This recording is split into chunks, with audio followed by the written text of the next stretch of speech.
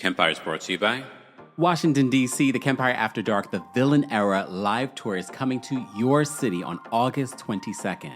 But before that, we're coming to Philly on July 10th at City Winery. Then we're going to Atlanta on August 5th. Then we're going to Washington, D.C., and this is going to be an all-new show, all new hot topics, all new reality TV conversation, and all kinds of amazing guests and surprises. Be sure to get your tickets today, and don't forget, we're coming back to New York City on September 12th. Go get your tickets. There's also a live stream option exclusively for the New York City show. More information will be available in the description. You're listening to Kempire here on the Kempire Radio Network. It's day 11 of the Sean Diddy Combs trial, and there's a battle between the prosecution and the defense on whether or not to keep in the DNA evidence surrounding Kid Cudi's car. Not only that, we're giving you an update with all the celebrity names that Capricorn Clark mentioned yesterday and some of the implications her testimony might have on this trial. And we have to unpack day 11 of the Sean Diddy Combs trial.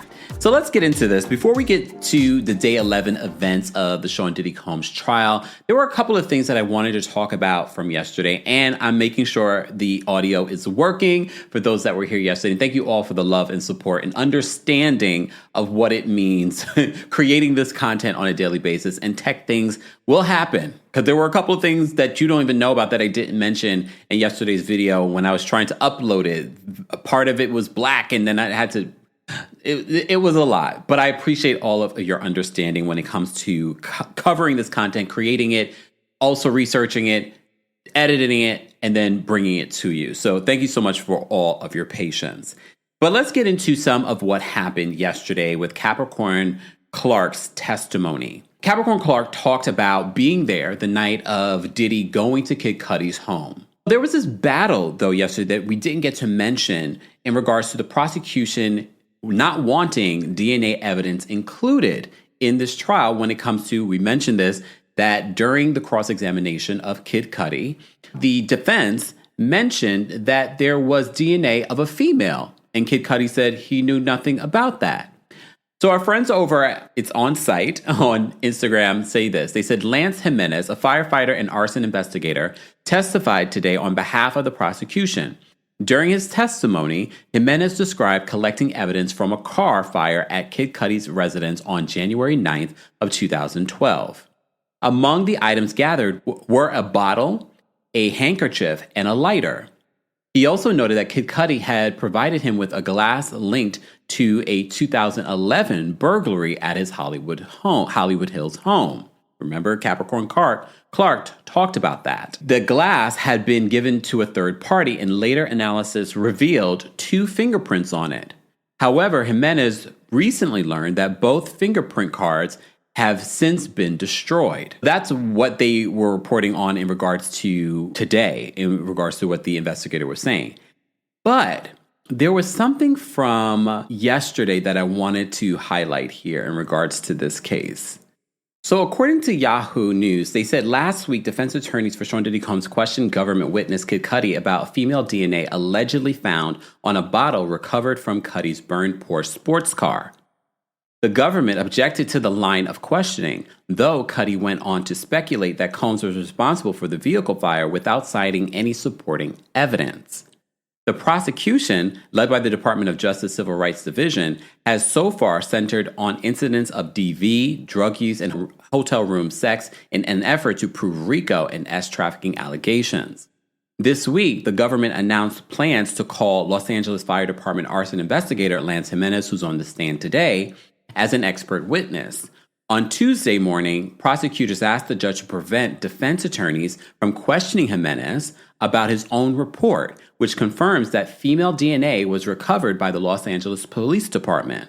The judge overruled the government's objection, and for now it appears investigator Jimenez will be allowed to testify as an expert.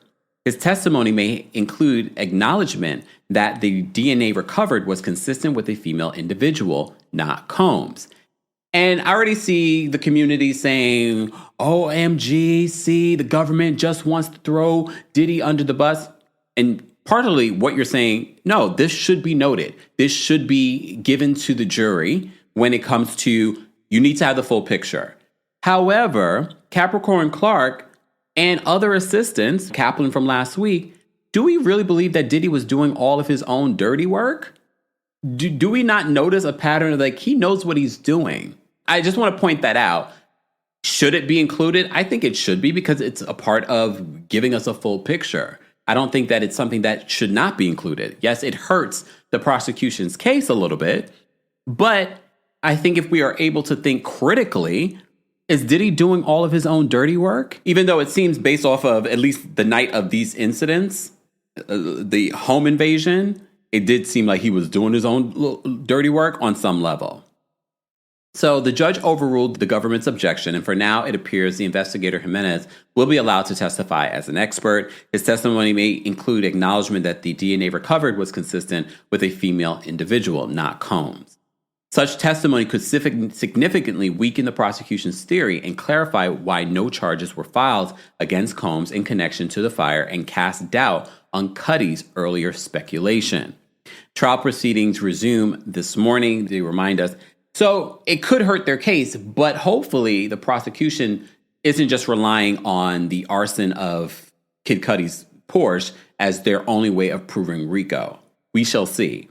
But a lot of people that are, I don't know if people are necessarily defending Diddy, but they might be defending the fact is that this is not RICO. And I have to say this, if I'm going to think on the other side of things, because we try to do that here, we have to be careful here. Put Diddy aside. The government has to prove, without a shadow of a doubt, in my opinion, that this is RICO. We do not want a jury saying that this is RICO and they have not proven it, because this could eventually affect us. Yesterday, we reported that Todd Chrisley and Julie Chrisley were getting a pardon. And I said things like this will eventually affect us if they're not taken seriously. For me, I feel like, well, no, that is a valid concern. If the government is not able to really lay out for us that this is RICO and falls in line with RICO, and this is just not their attempt to just get Diddy, they could always cite this Diddy case. If they were to win, cite this Diddy case. Well, we proved it here. So the everyday person could also be affected by this decision. Remember, last week in a separate video that we did, we had a defense attorney talking about the R. Kelly case and how a lot of people normally say if you're having a RICO case, usually it's not centered around one person. But then he cited the precedents when it comes to the R. Kelly case. And I was like, oh. So that is something that attorneys are now looking at as well. We did it here. So what says that we can't do it here? So that's my only concern when it comes. I'm not concerned about Diddy, because what is clear when it comes to the Diddy of it all is that he did abuse people. Maybe he did not do the S trafficking or the RICO accusations, but he did break the law. However, we're talking about this federal case. That's the tricky thing about here. I don't think there are some people that are defending Diddy and say free Diddy. But I think a lot of people are also saying we got to be careful here when it comes to what exactly is he being charged for? What exactly are the jurors supposed to do when it comes to their job as jurors in deciding guilty or not guilty? I just point that out. I'm not an attorney. We are going to bring an attorney on this week. Stay tuned for that. Again, this is another reason why you should be locked here, because we will, and also listening to the podcast, because that will probably drop first on the podcast. So subscribe to the Kempire podcast today. Before we move on, today's Live is brought to you by our friends over at Factor Meals. On a busy day like today, I had so many appointments today. Factor is going to make your life simple. You can get a dietitian-approved, chef-crafted meal that ranges from Calorie Smart to even keto, Protein Plus, options for you in 2 minutes. This is what I love about Factor Meals, and we've partnered with them for quite some time. They are ready for you this summer because no one wants to be in the kitchen cooking anything. But of course, I've gotten you a discount. So get started at factormeals.com/Kempire50 off and use code Kempire50 off to get 50% off plus free shipping on your first box. That's code Kempire50 off at factormeals.com/Factor Kempire50 off for 50% off plus free shipping. That's factormeals.com/Kempire50 off. More information on Factor Meals will be available in the description. So back to this. Let's get back into what is playing out from yesterday. And one of the reporters that I've been loving watching recently is CBS News. And I love their breakdown along with Entertainment Tonight. So let me just play you a quick breakdown. Record executive Jimmy Iovine, Rihanna, actress Lauren London, and Uptown Records founder Andre Harrell were all mentioned today in court. Capricorn Clark, who testified and worked for Combs, said that she called Lauren London before she called Cassie to tell Cassie that Combs was in front of Kid Cudi's house and on his way inside. She said that she called Lauren London because they were sisters or like sisters at the time, and she wanted someone to know where she was. She said she called Lauren London and said, "I wanted to run, but I'm scared of mountain lions," saying that it was normal to see mountain lions in that area at the time. Months later, Clark said that she got a call from Harv Pierre, the president of Bad Boy, for not submitting her vacation properly. Well, she said that summer of 2012, she was on vacation with Rihanna when she got that phone call. So Clark testified after being fired from Bad Boy, it was hard for her to get back into the music industry. This was around 2012. She said she got a call from Jimmy Iovine, who was the chairman of Interscope Records at the time, and that she thought she was going there to learn about possible job opportunities. But in fact, she testified that Jimmy Iovine told her to leave Puff alone or it would not end well for her. Pause. We have to pause there because so many people are so critical of her, saying, you did all of this for $55,000 a year. But we were talking about she felt like she was trapped. He literally said that she would never be able to find work again outside. And again, some of you are saying, well, she could work here, she could work there. But your passion is to work in music and entertainment. Yes, you want to make a living, but you also want to do what you love. You don't want to be in a dead-end job doing what you don't love. But we don't even know, for all we know, that could have also been affected for her as well. Because I do know that there are some employers, they'll look at your resume like you worked here, you worked at these amazing places. What? I'm not going to hire you to work in McDonald's because you're overqualified. There are people that won't hire you because you're overqualified. But she says that she was getting these intimidating things from powerful people in the industry. Jimmy Iovine? Judge instructed the jurors at that point to disregard her last sentence. Around that same time, Clark says that she was seeking employment at CAA, which is a talent agency, and she claims that Combs and Uptown Records founder Andre Harrell showed up there. And this goes back to what people have been saying, the Clive Davises of the all, the Andre Harrells. Andre Harrell is being named here. This is part of the reason why. Yesterday we covered a lot, but there are little elements that certain journalists, and again, everyone is taking notes that are in the court, and there are little cherry things, little morsels of things that people are picking up on and reporting on. That's why I'm bringing it to you. Sometimes it's the day of, sometimes it's the next day, because I am really looking at all of the different reporters and people that are inside that are covering this case.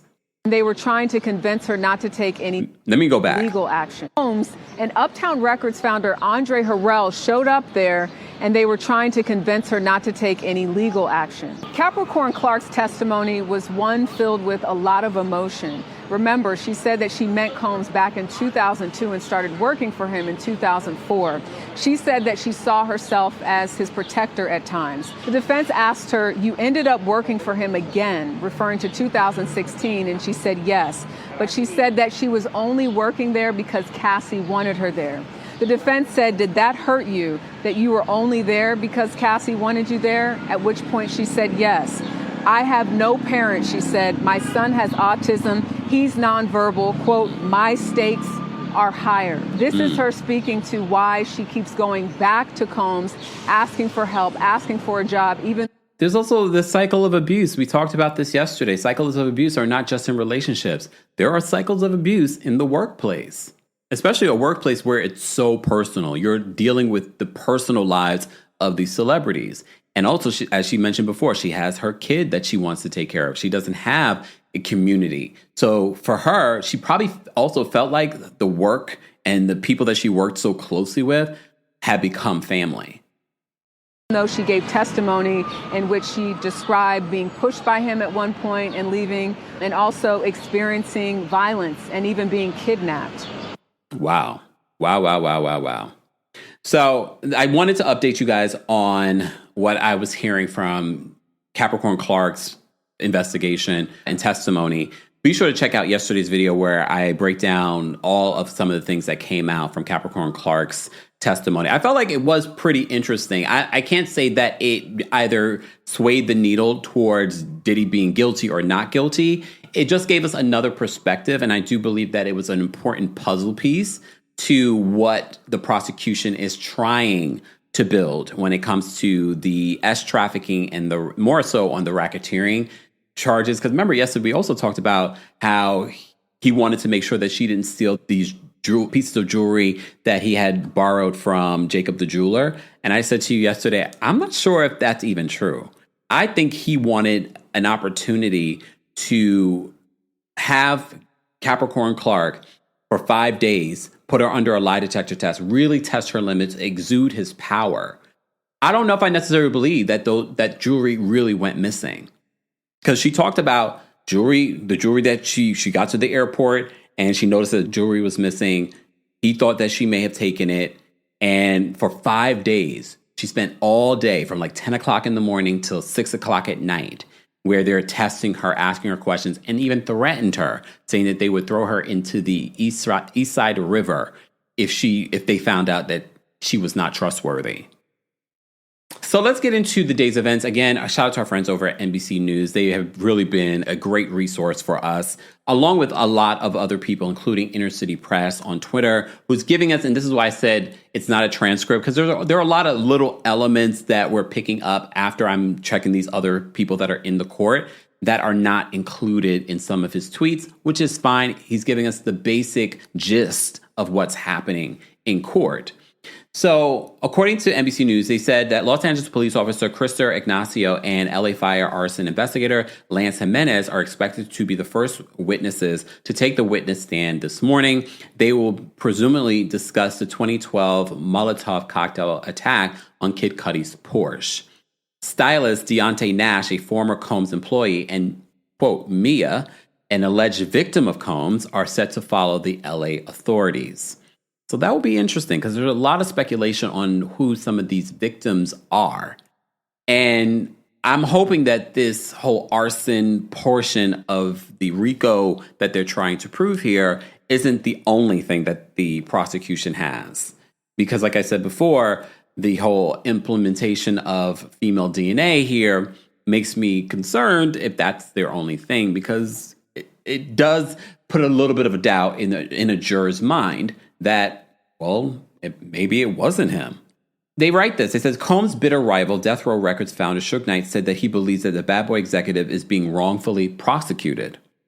Puffy and I are not friends, but Puffy should definitely walk at the end of the day, Knight told News Nation host Chris Cuomo in a jailhouse interview yesterday. Why do they allow people to do jailhouse interviews? Just asking. Knight said that if Combs did break the law, he shouldn't be the only person prosecuted. But the most important thing is that it was other executives that involved in Puffy's life. We just were talking about Jimmy Iovine.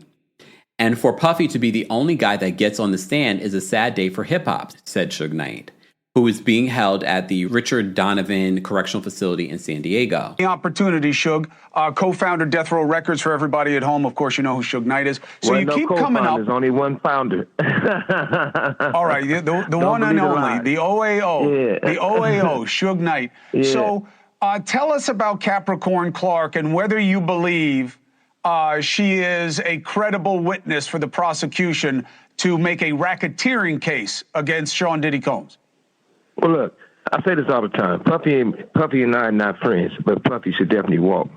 At the end of the day, how I know Capricorn and when I first heard about Capricorn, it was back when I was doing prison time. When I was doing prison time, it was a guy that didn't work for Death Row, but he was over the security company.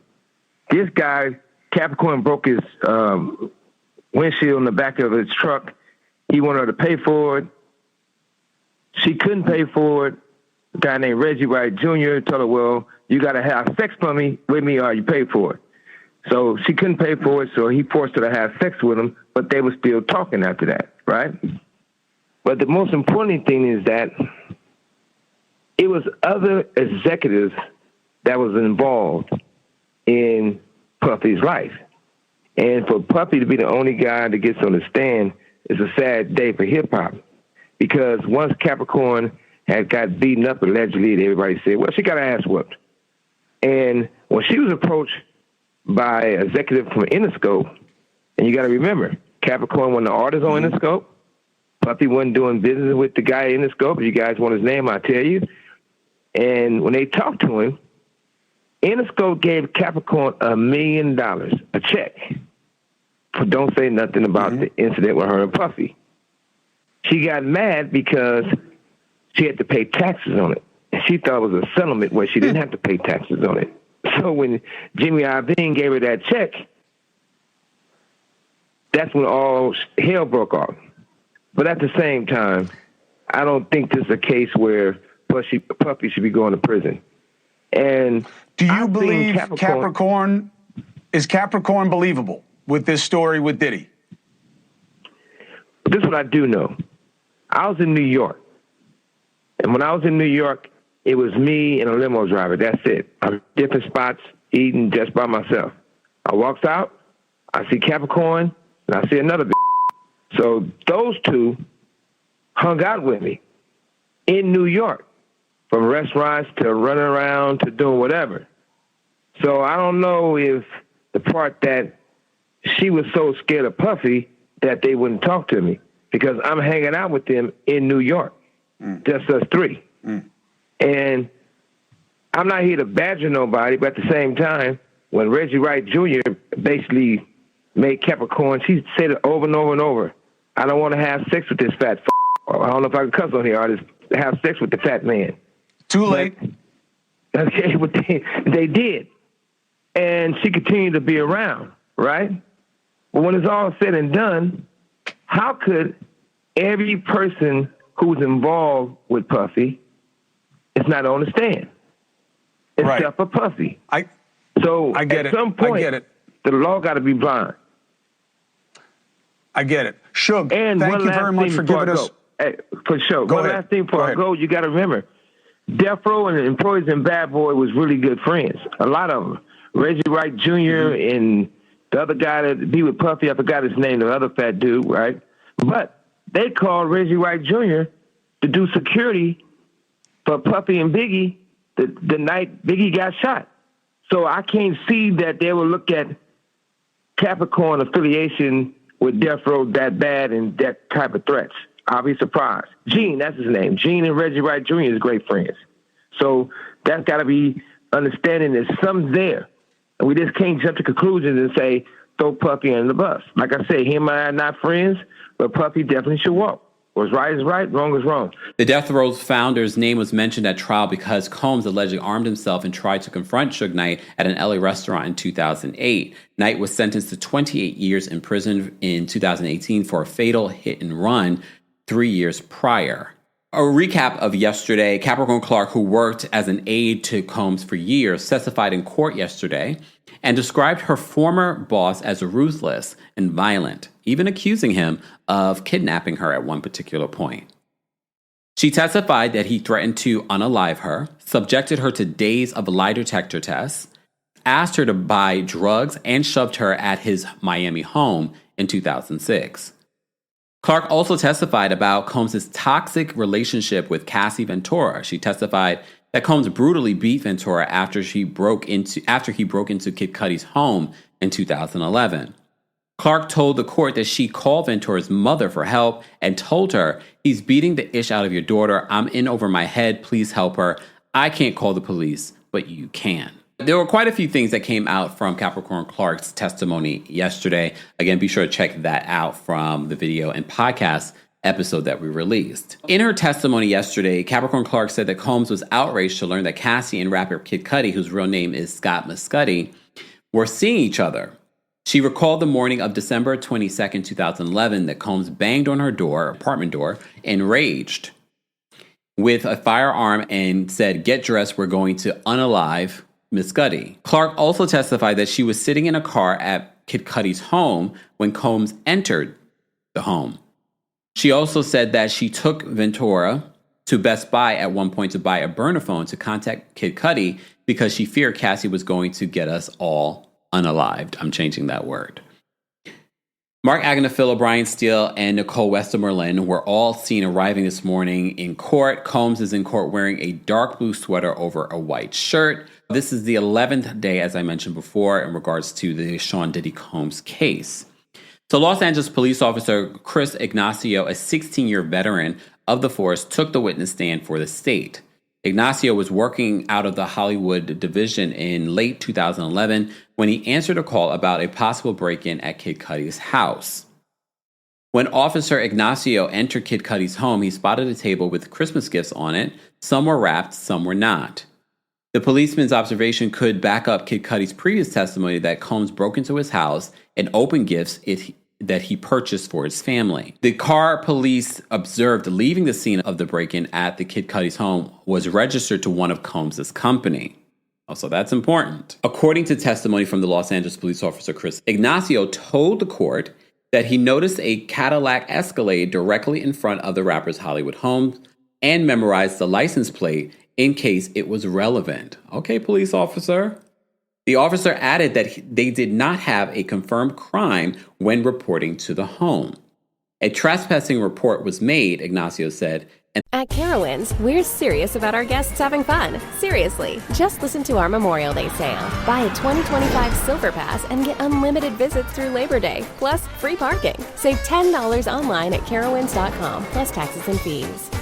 The computer showed that the Escalade was registered to Bad Boy Productions Incorporated. So that confirms that Diddy, possibly Diddy, or someone associated with Diddy was there the night of this alleged break-in. Defense attorney Brian Steele cross-examined the Los Angeles officer who responded to Kid Cudi's break-in, getting him to testify that the incident at the home was not reported as a burglary. They only reported it as, let me just get back to the actual term they used here, a trespassing report was made.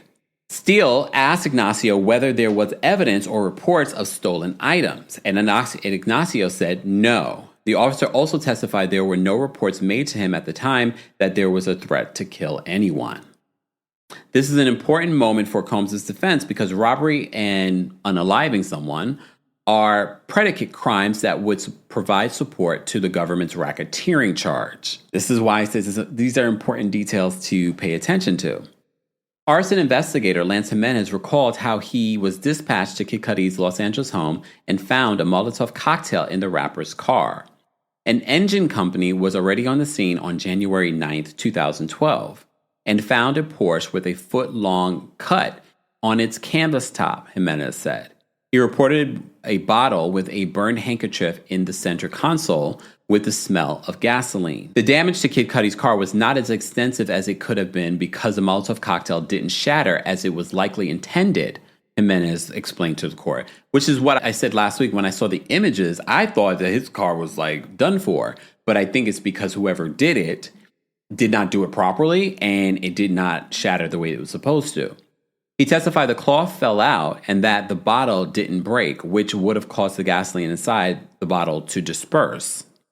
Jimenez told the court that the firebombs, in his experience, can cause significant damage. Jimenez called the fire set inside Kid Cudi's car a, quote, targeted crime. It was clear that an attacker took a bottle of gasoline, put a cloth in it, set it on fire, and dropped it into the rapper's Porsche, according to the Los Angeles Fire Department investigator. I personally felt that it was targeted, the witness said. He says, I personally felt that it was targeted. Arson is among the acts listed in the racketeering conspiracy allegations against Combs. The trial came to a dramatic pause when Jimenez revealed that some of the fingerprints lifted during the trespassing probe were destroyed. The defense argued that all the testimony about lost fingerprints could be stricken from the record because the interference could be that Combs had something to do with it. What the government has done is outrageous, defense lawyer Mark Agnafilo said. U.S. District Judge Aaron Subramanian agreed with the defense and struck mentions of the lost fingerprints. This is why these things are important to note, because without that information, the jury can't consider it when determining their final verdict. Combs' legal team moved for a mistrial, accusing the prosecution of misconduct. What did I say yesterday? I said I feel as if this is their legal ploy. They have been trying, allegedly, I'll say, even though the prosecution has accused them more recently when with the Cassie testimony, trying to drag out the Cassie testimony to over a weekend, almost triggering a mistrial. Then they mentioned a mistrial the other day. Here we are again. Combs' legal team moved for a mistrial, accusing the prosecution of misconduct over the implication that Combs may have destroyed fingerprint evidence. They also were accusing the prosecution yesterday of going to ask a question that wasn't asked, and the judge would say, he never asked the question to Kid Cudi. So this seems to be their legal defense. Judge Aaron Subramanian ruled that the testimony from the arson investigator would be struck. But Alexandra Shapiro, one of Combs' attorneys, said the jury will be left with the impression regardless, which is true. Prosecutor Christy Slavic argued that there were good faith questions regarding the investigation into the firebombing of Kid Cudi's car. Subramanian denied the motion for a mistrial, saying there were no objections on the line of questioning up until that point and no testimony that was prejudicial in any way, shape, or form. He added that it was plausible to raise the fingerprint cards during their direct questioning of the witness because the defense was likely going to bring up the fact that the evidence in the investigation was destroyed. This is where bringing an attorney to understand why are they taking this. I mean, obviously, setting up a mistrial is a benefit to Sean Diddy Combs. So Jimenez testified that he wanted to interview possible witnesses who were connected to Combs, but was greeted by silence. He especially wanted to interview Combs' girlfriend at the time, Cassie Ventura, and assistant Capricorn Clark, but they never returned his phone calls or answered the front door when the investigator knocked in person, Jimenez said. Here's the thing, though. Couldn't they make them testify, or not testify, but make them do an interview, especially if they feel as if they may be connected or know something? Jimenez's testimony could go to the government's obstruction of justice allegations against Combs. Okay, I didn't think about that part. A single black driving glove was found in the backseat of Kid Cudi's car, Jimenez told the court upon cross-examination. Jimenez testified that the glove belonged to Kid Cudi and that it was not sent out for testing as a part of the investigation, which goes to discredit the witness saying, why didn't you investigate the glove? Defense attorney Mark Agnifil asked if the person who dropped the Molotov cocktail in the Porsche was potentially wearing a glove, which Jimenez said was possible. I gotta give it to Diddy's attorneys. They're doing a decent job. Jimenez's failed effort to interview Clark even led to a verbal confrontation with the assistant's brother, the witness said. The Los Angeles Fire Department investigation earlier testified that he couldn't reach Clark in Ventura. But Jimenez went a step further at the end of his testimony, saying Clark's brother forcefully told him over the phone that she didn't want to be interviewed. And I'm wondering, because I didn't see the transcript, forcefully, how do you say forcefully? Like, how do you determine it's forcefully? Because some people, especially if you're from New York, some people might say way some New Yorkers speak can be aggressive and forceful, even though they're just saying, how you doing? And we saw that yesterday. I'm not sure if it was in the initial one that I did that was muted, but there were a few moments yesterday where speculating on how someone feels is usually an attorney's moment to say objection. That's hard to determine. But Jimenez went a step further at the end of his testimony, saying that Clark's brother forcefully told him over the phone that she didn't want to be interviewed. Jimenez said that Clark's brother made it abundantly clear that she, quote, wanted nothing to do with his probe. But wouldn't that make her a suspect? But okay. Deontay Nash, a stylist who worked with both Combs and Cassie Ventura, was called to the witness stand. Cassie testified earlier in the trial that Nash was a friend and that he was present when Combs allegedly attacked her. causing her to cut her eyebrow when she hit the corner of her bed. She told the court that Nash jumped on Combs' back in her defense because Combs was trying to attack her. Combs allegedly threatened not to release Cassie Ventura's music when he was upset with her, Nash told the court. The celebrity stylist testified that he spent time with the couple and that quite a few times, Combs would tell Ventura he wouldn't release her music anytime that she said something Combs didn't like. So you remember yesterday when Capricorn Clark was talking about her career, Capricorn kind of conflicted that. Again, this is the prosecution's witness saying, well, she's got the, quote, lion's share of the resources that were being spent on her career at that particular point. So that is going to make the jury kind of go like, so what's the truth here? They said that would tell Ventura he wouldn't release her music anytime she said something Combs didn't like. The singer was under contract with Combs' record label in a 10-album deal, but only released one full studio album back in 2006. Nash also testified that he heard Combs threaten Ventura's parents sometime around 2012 or 2013 while he was sitting next to her in a car. The judge adjourned for lunch. Okay, so they said the government's lead prosecutor, Maureen Comey, yesterday asked the court to extend the regular lunch break from 30 minutes. The judge granted 45 minutes today, perhaps signaling she made progress. So remember, they were saying that they felt like they were ahead of schedule when and representing their case when it comes against Diddy. So that's why they're able to take a little bit of a longer lunch break. Just before the break, Nash recounted an incident that allegedly showed how demanding and controlling Combs could be with Ventura. They all attended Vanity Fair's famed Oscars party in 2014, and Ventura wore her hair stylishly down, which Nash thought looked great. But Combs disagreed, picked up Nash by his jacket, and demanded Cassie's hair be put up. The witness testified. Nash said that he quickly got some hairpins and put Ventura's hair up before Combs remarked, "I was right, it does look better up." Combs was not shy about threatening Ventura's career if she didn't behave exactly as the music mogul wanted, Nash testified. The witness called Combs telling Ventura that if he heard from her smart-ass mouth, then her little mixtape won't come out. Because that was a period, if you've been following our recaps of the day-to-day, I've been telling you, I've been watching some of the old interviews with Cassie Ventura. Literally just watched an interview that Ashley, remember Ashley from Love and Marriage DC? If you watch that show, she had did an interview where Cassie was promoting this new mixtape. Because, again, you could tell like she wanted to release music. And Ashley had asked her at one particular point, where do you see yourself in the next 5 years? And she's like, hopefully put my album out. So there are multiple interviews now when you go back and you look at it where she looks defeated when it comes to her music. And as if her music wasn't, like she wasn't hopeful that her music was actually going to come out. They say that Nash was in Cassie Ventura's apartment helping her prepare for a musical festival when Combs allegedly arrived and assaulted the singer, Nash testified. Ventura previously mentioned the attack in her testimony 2 weeks ago. Nash told the courts that Combs was enraged as he grabbed Ventura by the hair and began to kick and hit her. Nash said that he and Mia, also known as Victim 4, each tried to jump on Combs' back but were thrown off.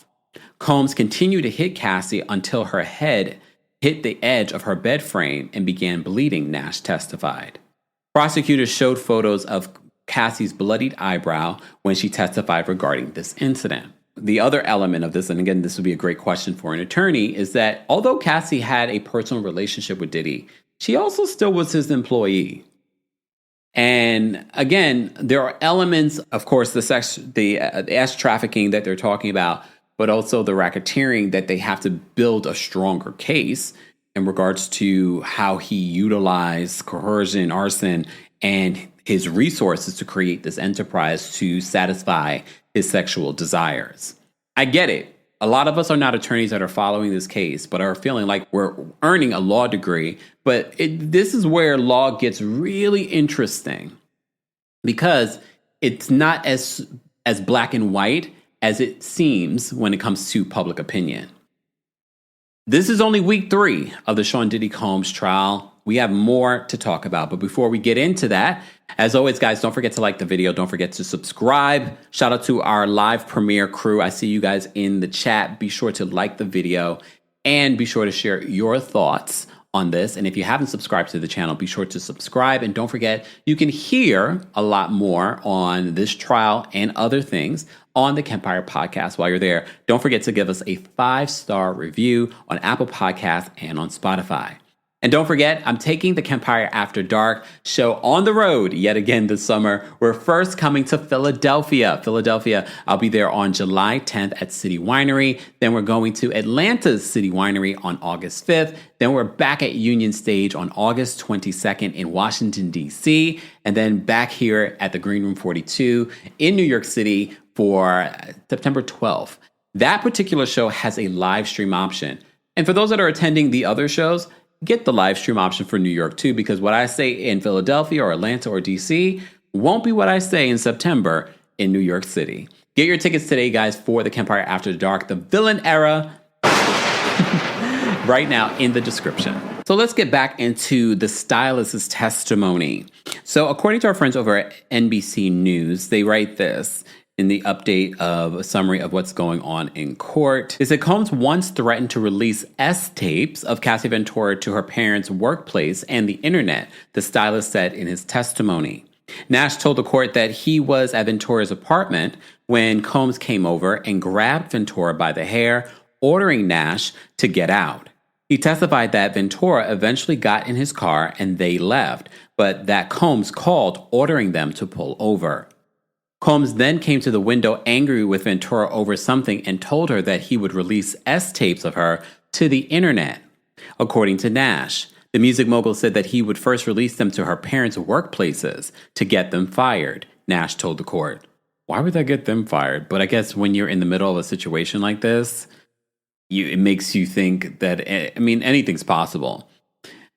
Ventura cried as they drove away, Nash said, and the stylist tried to reassure her by telling her that Combs was on the tapes as well. Nash said that when Ventura told him that Combs wouldn't be on the tapes because he was filming her with other men.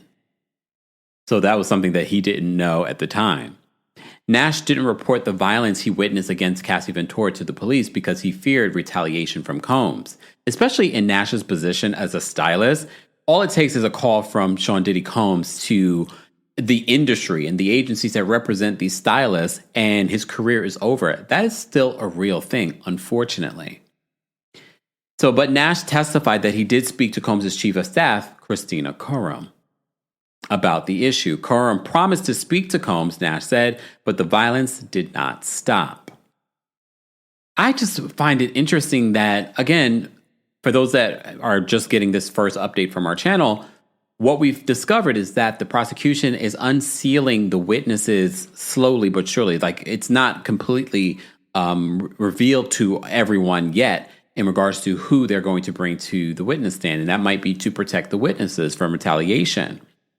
Cassie Ventura expressed that she didn't want to go to hotels with Combs to participate in freak-offs, but would go because Combs wanted her to, Nash testified. He told the court that Ventura would pack sex toys and be gone for a day or more, returning tired. One example Nash gave to Ventura's not wanting to go to freak-offs was after a birthday celebration that Combs insisted on throwing for her. Ventura didn't want to leave, but said that Combs was mad at her for not going to a hotel for a freak-off, Nash said. Ventura previously testified that she eventually left her party with Combs and gave in to his demand instead of going to a karaoke club with her friends. Nash told the jury that he had kept in contact with Combs and doesn't have any ill will against him, despite all that he witnessed. He called the regular text message exchange with the defendant loving. Nash said in direct examination, "I don't hate him. It's just not me." Then under cross-examination, Nash was asked if he was planning a lawsuit against Combs, and the witness replied, "No, I'm focused on getting out of here, court." So that's interesting. Again, this is painting the man that they're trying to paint, the prosecution is trying to paint as this terrible human being, threatening, has created this world of violence and power and using it for his ill-gotten gain. This is pointing out like, well, despite Nash seeing this one of his good friends and client being abused by this man, you still remained in communication with him and referred to the communication as, quote, loving. It's important for us to note in regards to us covering this case. So we do have an update. We have to say, for those that, I think it was yesterday that I said that I wasn't sure where we were when it comes to Cassie Ventura giving birth. Well, according to the news right now, they're saying that Cassie Ventura has given birth. We know that she was pregnant with a boy. She was also on the stand at 8.5 weeks pregnant. Part of the reason why the prosecution did not want to drag out her testimony, which it felt like the defense were trying to drag it out in order to allegedly to trigger a mistrial. So according to NBC News, this is their update in regards to Cassie Ventura giving birth. They said Cassie Ventura gave birth on Tuesday, roughly 2 weeks after she took the stand as a witness in Sean Combs' federal trafficking trial. A source familiar with the matter confirmed to NBC News. The baby is her third with husband, Alex Fine. Ventura announced the pregnancy in an Instagram post featuring black and white photos of her family, including the couple's 2 young daughters. The singer and model just spent nearly a week testifying in Combs' trial, recounting instances of rape and abuse she alleges she experienced at his hands. Her civil lawsuit against the entertainment mogul in 2023 set off a firestorm of abusive allegations and lawsuits from others who alleged that they had similar experiences, leading to federal investigation and charges against Combs that included trafficking. During the case, it was revealed Ventura and Combs settled their lawsuit after it was filed for $20 million, she revealed in court. He denied at the time any wrongdoing. We also found out in her testimony that she is also expecting an 8-figure settlement from Intercontinental Hotel, where the 2016 incident where we saw Diddy harming Cassie in their hallways. Ventura was more than 8 months pregnant when she took the stand on May 13th. On her third day on the stand, lead prosecutor Maureen Comey called for a speedy cross-examination, predicting Ventura could have her baby over the weekend. U.S. District Judge Aaron Subramanian agreed with the prosecutor that Ventura's presence in court should not be needed past May 16th. So the judge agreed with that, but it did feel, based off the questioning and based off people that were in the court, when the defense was cross-examining Cassie, they were a little bored. That this is according to journalists that were witnessing this cross-examination in the court. And the judge looked like he felt as well, where are we going with this questioning? Let's get this questioning going. Because it felt like their questioning wasn't really, it felt like they were dragging it out, and it seemed as if the judge agreed. So Mark Agnifilo, Diddy's attorney, said that he might want Ventura to come back the following week if needed. In what universe did you not understand this is what was going to happen, the judge said at the time. You're not telling me that this wasn't everyone's understanding that this witness was going to be done this week. The judge is very efficient. And I will say, I feel like the judge is fair. Okay? All right. So that is the update in regards to Cassie Ventura giving birth. We knew that it was imminent. We heard that she went to the hospital yesterday. Well, apparently, congratulations, Cassie. I know Cassie's life has made a complete 180 in comparison to what she documented in her lawsuit and what she testified in this federal case against Sean Diddy Combs. Hopefully, the fact that she was able to get this testimony done before giving birth, it does feel like, based off the statement that Alex Fine, her husband, released, that they're ready to move on with their lives. All right, let's get on with the rest of this testimony. So let's continue with Deontay Nash's testimony. So earlier in the day, Nash recalled a tense moment in either 2013 or 2014 when Ventura was fleeing from Combs following a bad argument. The witness recalled Ventura going up to her hotel room balcony in hopes of evading an enraged Combs, who had sent Nash to find her. The stylist said that he feared that she was about to harm herself. In a quote, he said she was going to go over the balcony. Nash may have revealed some news to the courtroom during his cross-examination, telling the jury he last spoke to Cassie Ventura after she gave birth yesterday. Not him dropping tea. Okay? The stylist was asked about when he spoke to Ventura, who was described as Nash's good friend by defense attorney Xavier Donaldson. Nash responded that it was after she had her baby. Nash was instructed not to speak to Ventura about any testimony as they both were taking the witness stand. He told the court that their conversations were generally about how she was doing and about what clothing to wear when appearing in court. Oh, okay. The government will have to make a new travel arrangements for Nash, who was set to fly out of New York City tonight, but will have to return to the witness stand tomorrow morning. He ended for the day being asked about times where it seemed Combs' security team assisted Nash and Ventura, even when it conflicted with Combs. Mia, a pseudonym for Victim 4, is expected to take the stand tomorrow and continue until court ends Friday afternoon. It's interesting to see. I don't know if we even gotten to Victim 2 or Victim 3, because there's rumors that some of these victims that initially agreed to testify might be missing. So the fact that we're going to Victim 4, I'm interested to see what's happening there. But again, nothing has to necessarily go in order. We'll just have to go in the order that the prosecution wants to handle this case.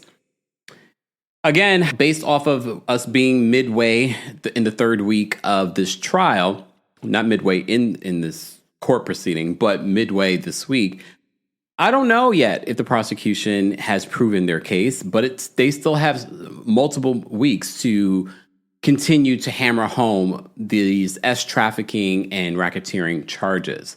Based on what I'm hearing so far as a layman, I'm not completely convinced that they've done their job. I'm definitely convinced that Sean Diddy Combs is a bad man and that he did a lot of bad things to a lot of bad people and that maybe he should be in jail for a lot of different reasons.